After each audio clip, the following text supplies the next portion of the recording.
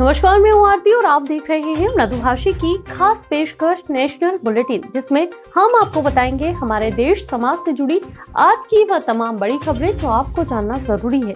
तो चलिए शुरू करते हैं आज की बड़ी खबरों का सारगर्भित रिवीजन।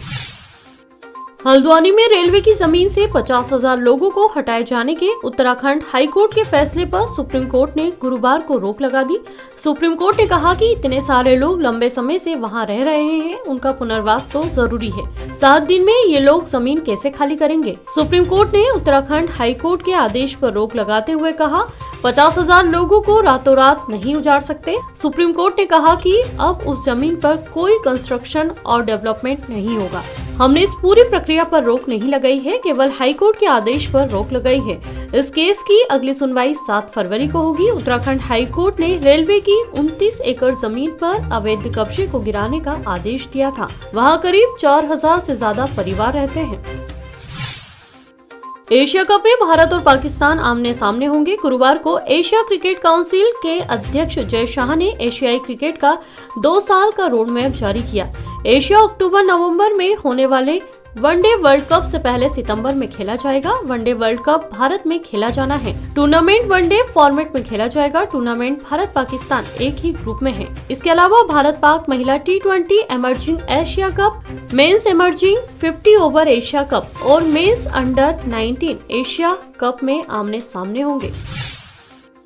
मनी लॉन्ड्रिंग केस में तिहाड़ जेल में बंद दिल्ली के मंत्री सत्येंद्र जैन पर जेल अधिकारियों ने धमकी देने के आरोप लगाए हैं। मीडिया रिपोर्ट्स के मुताबिक अधिकारियों ने डीजी जेल से मंत्री के खिलाफ शिकायत की है। कहा कि जैन उनके साथ जेल में दुर्व्यवहार कर रहे हैं और उन्हें जेल से बाहर आने पर गंभीर परिणाम भुगतने की धमकी दे रहे हैं। शिकायत में कहा गया कि 8 दिसंबर को जेल में नियमों का उल्लंघन करने पर जैन को कारण बताओ नोटिस देने गए तो उन्होंने कहा, मैं सब जानता हूँ, बाहर निकलने के बाद मैं सभी को देख लूंगा। मैं जेल से सीसीटीवी फुटेज मांगूंगा और बाहर निकलकर इन अधिकारियों को देख लूंगा। बॉलीवुड एक्टर सोनू सूद को नॉर्थर्न रेलवे ने ट्रेन के पायदान पर बैठकर यात्रा करने पर फटकार लगाई है। रेलवे ने कहा कि ये खतरनाक हो सकता है, प्लीज ऐसा ना करें, क्योंकि लोगों के बीच इसका गलत संदेश जाएगा। इसके बाद एक्टर ने तुरंत माफी मांगी। सोनू सूद ने 13 दिसंबर को ट्विटर और फेसबुक में एक वीडियो शेयर किया था। इसके बैकग्राउंड में बॉलीवुड का फेमस गाना मुसाफिर हूँ यारो चल रहा था और सोनू सूद ट्रेन के पायदान पर बैठे नजर आ रहे थे। त्रिपुरा के धर्मनगर में भाजपा की रथ यात्रा को गुरुवार को गृह मंत्री अमित शाह ने हरी झंडी दिखाकर रवाना किया। इस दौरान उन्होंने एक विशाल जनसभा को भी संबोधित किया। त्रिपुरा में इस साल मार्च में विधानसभा चुनाव प्रस्तावित है। रथ यात्रा का समापन 8 दिन बाद 12 जनवरी को होगा। इसे भाजपा ने जन विश्वास यात्रा का नाम दिया है, जिसे केंद्रीय गृह मंत्री अमित शाह ने हरी झंडी दिखाकर रवाना किया। भाजपा की इस रथ यात्रा का समापन 12 जनवरी को पार्टी के राष्ट्रीय अध्यक्ष जेपी नड्डा की उपस्थिति में होगा। भाजपा के राष्ट्रीय अध्यक्ष जेपी नड्डा कर्नाटक के 2 दिवसीय दौरे पर हैं। यहां पहुंचने पर तुमकुरू में पार्टी कार्यकर्ताओं ने उनका जोरदार स्वागत किया। यहां उन्होंने एक जनसभा को संबोधित किया। इस दौरान भाजपा के राष्ट्रीय अध्यक्ष ने कांग्रेस और अन्य विपक्षी दलों पर जोरदार हमला किया। साथ ही उन्होंने वैश्विक हालातों और कोरोना महामारी का जिक्र करते हुए भारत की अर्थव्यवस्था के बारे में बात की। उन्होंने कहा कि तमाम वैश्विक उथल-पुथल के बावजूद भी भारत की अर्थव्यवस्था स्थिर है। पश्चिम बंगाल की मुख्यमंत्री ममता बनर्जी ने गुरुवार को वंदे भारत ट्रेन के बहाने केंद्र सरकार पर जमकर तंज कसे।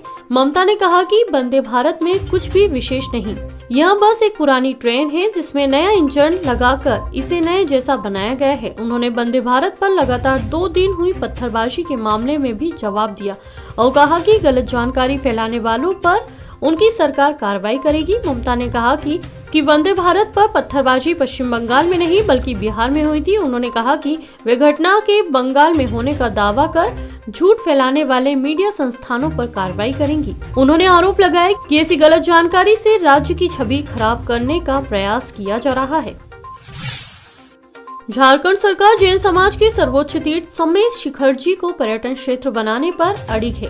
देश भर में इसके खिलाफ जैन समाज के आंदोलन के बीच राज्य सरकार के एक अधिकारी ने कहा कि पारसनाथ पर्वत क्षेत्र के विकास के लिए इसे पर्यटन क्षेत्र बनाने का फैसला किया गया है। जैन समाज समेत शिखर जी का पर्यटन क्षेत्र घोषित करने से जुड़ी राज्य सरकार की 2019 की अधिसूचना निरस्त करने की मांग कर रहा है। समाज के नेताओं का कहना है कि क्षेत्र को पर्यटन स्थल घोषित करने से वहां शराब व मांसाहार का सेवन शुरू हो जाएगा। इससे समुदाय की धार्मिक भावनाएं आहत होंगी। जल विजन 2047 पर आज यानी 5 जनवरी से 2 दिवसीय प्रथम अखिल भारतीय राज्य मंत्री वार्षिक सम्मेलन का आयोजन मध्य प्रदेश की राजधानी भोपाल में किया गया है।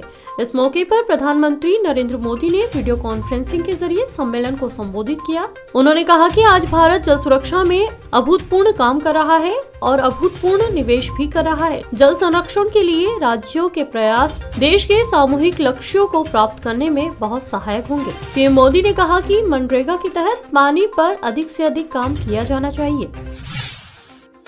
बेरोजगारी को लेकर देश के दिग्गज नेता शरद पवार का गुस्सा फूट पड़ा। उन्होंने इसे लेकर केंद्र व महाराष्ट्र की भाजपा सरकार को आड़े हाथों लिया। राकांपा प्रमुख पवार ने पुणे में कहा कि बेरोजगारी के कारण सामाजिक समस्याएं पैदा हो रही है। शादी योग्य युवकों को नौकरियां नहीं होने के कारण दुल्हनें नहीं मिल रही है। पुणे में राकांपा की जनजागर यात्रा को बुधवार को हरी झंडी दिखाने से पहले पवार ने आरोप लगाया कि महंगाई व बेरोजगारी जैसे असल मुद्दों की ओर से ध्यान हटाने के लिए समुदाय के बीच दरार पैदा की जा रही है। अभी के लिए इतना ही। कल फिर हाजिर होंगे दिन भर की हुई बड़ी खबरों के साथ। तब तक के लिए प्रदुभाषी को सब्सक्राइब करना ना भूलें।